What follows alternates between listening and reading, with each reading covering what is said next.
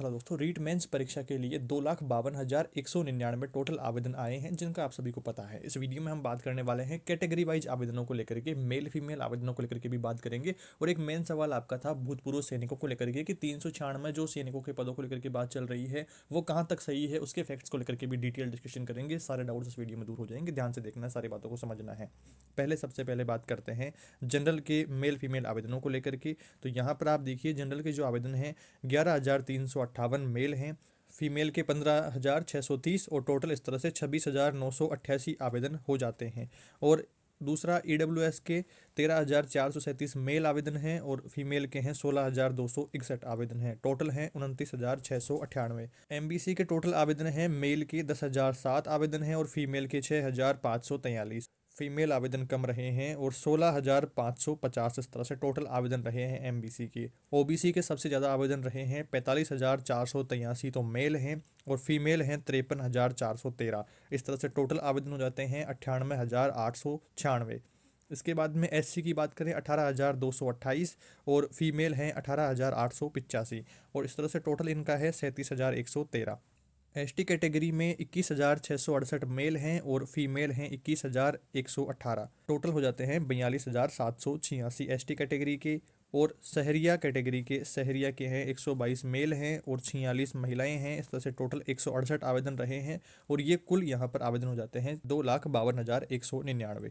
ये तो बात रही कुल आवेदनों को लेकर के, बट मेन सवाल फंस रहा था कि भैया ये जो एक नोटिस जारी हुआ है आरटीआई का, तो इसमें ओबीसी के आवेदन दिए हुए हैं ऊपर तो, और बीच में यहाँ पर एक्स सर्विसमैन की बात करी गई है और डिवोर्स कैटेगरी की बात करी गई है। तो यहाँ पर ये आवेदन किन के हैं, क्या सिर्फ ओबीसी के हैं या फिर टोटल के हैं, इनके बारे में समझते हैं। आरटीआई अधिनियम 2005 के तहत सूचना चाहने बाबत कर्मचारी चयन बोर्ड को चीमा राम चौधरी ने ये आरटीआई सबमिट करी थी कि मुझे जानकारी चाहिए। अध्यापक भर्ती परीक्षा लेवल प्रथम सामान्य और संस्कृत विभाग के कुल फॉर्म की संख्या निम्नलिखित प्रकार बताना है।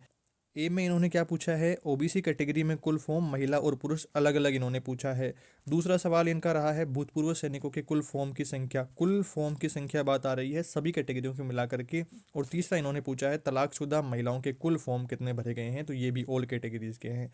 उसके बाद में अब आप इसे समझिए। पहला सवाल जो इनका पूछा गया ओबीसी मेल फीमेल आवेदनों को लेकर के, तो वो हमने बात कर ली है। अब जो दूसरा सवाल रहा है कि 396 कौन है, एक्स सर्विसमैन है, टोटल सभी कैटेगरीज के मिलाकर के 396 ये एक्स सर्विसमैन भूतपूर्व सैनिकों के आवेदन टोटल 396 रहे हैं। अब बाकी बची हुई भूतपूर्व सैनिकों की सीटों का क्या किया जाएगा उसके बारे में भी नोटिफिकेशन के अकॉर्डिंग बात करने वाले हैं। एक बार डिवोर्स कैटेगरी की बात कर लेते हैं। तो इनके जो टोटल आवेदन रहे हैं सभी कैटेगरी को मिलाकर के 2,563 आवेदन रहे हैं। तो ये नोटिफिकेशन के बारे में हमने बात कर लिया है। टेलीग्राम पोस्ट पर भी हमने बात करी थी कि आप थोड़ा सा जल्दबाजी ना करें। ये जो पोस्ट है ये सिर्फ यहाँ पर देखिए पूरे पेज में ओबीसी को लेकर के बात करी हुई थी, तो मुझे भी थोड़ा डाउट था कि ओबीसी की हो सकता है, बट यहाँ पर क्लियर कर लेना है कि ये ओबीसी की नहीं है, टोटल कैटेगरीज की बात हो रही है।